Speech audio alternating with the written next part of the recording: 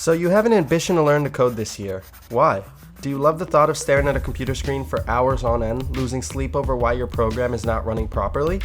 Or maybe it's the back problems and strained eyes that you're going after. In all seriousness, learning to code and diving into the tech world is one of the greatest decisions you can make in your professional career. There are countless reasons that I can throw at you to why you should start the journey, but you're not here for that. I'm going to assume that your decision is made, and that you just want to know how to learn to code in the most efficient and practical way possible. So let's get into it. Before anything else, you need to understand that learning to code is a very broad statement. There are so many categories and subcategories that fall under coding, so you need to have an idea of where to start and what you want to learn first. I said first because this isn't an end-all be-all decision. You're not married to that field, but it is important to solely focus on one at the beginning of your journey. Do you want to learn web, mobile, or systems development? Or maybe you want to dive into the world of game development. Those are just a few of many categories available to you, and these categories have even more subcategories as well. To put this into perspective, imagine if you were trying to become a Michelin star chef.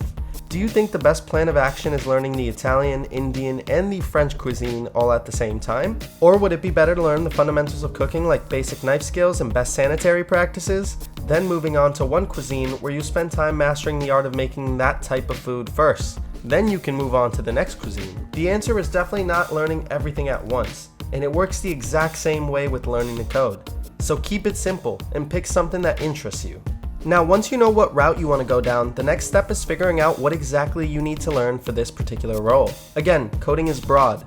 There are hundreds of different languages and frameworks that you can try and learn, but that doesn't mean you should learn them all. Even if it was possible, it's not the way to go. Only spend time learning exactly what you should be learning at that particular point in time. Now, you're probably asking yourself, how do I figure out what I should be learning then? Here, what I recommend is following some sort of structured plan or career path. Now, this doesn't mean that you have to enroll in a university or a boot camp per se. All I'm saying is having a pre-arranged plan will set you up for success. If you don't have someone to help you with this, don't worry. Here at ZTM, we offer roadmaps that will tell you exactly what you need to be learning at every phase in your career. You can access this for free using the link in the top right-hand corner. Now, it would take an eternity to give you a breakdown of what you should be learning for each type of development career, but I will give you an example. Let's say you're interested in becoming a full-stack web developer. The first couple things you should be learning would be HTML, CSS, and JavaScript. Once you feel sufficient in the golden trio, then you can move on to picking up a JavaScript framework like React, Vue, or even Angular, which will help you build enterprise-level applications.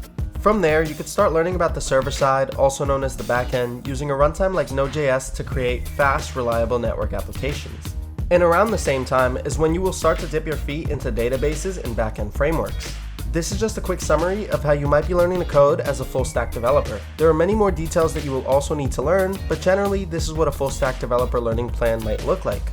Hopefully you know exactly what you should be learning by now. If not, what are you waiting for? Click on the link in the top right-hand corner. Following this, it's time to put that theory into practice. That's right, create as many projects as possible, and I truly do mean as many as you possibly can. In my opinion, the best way to learn to code is to learn by doing.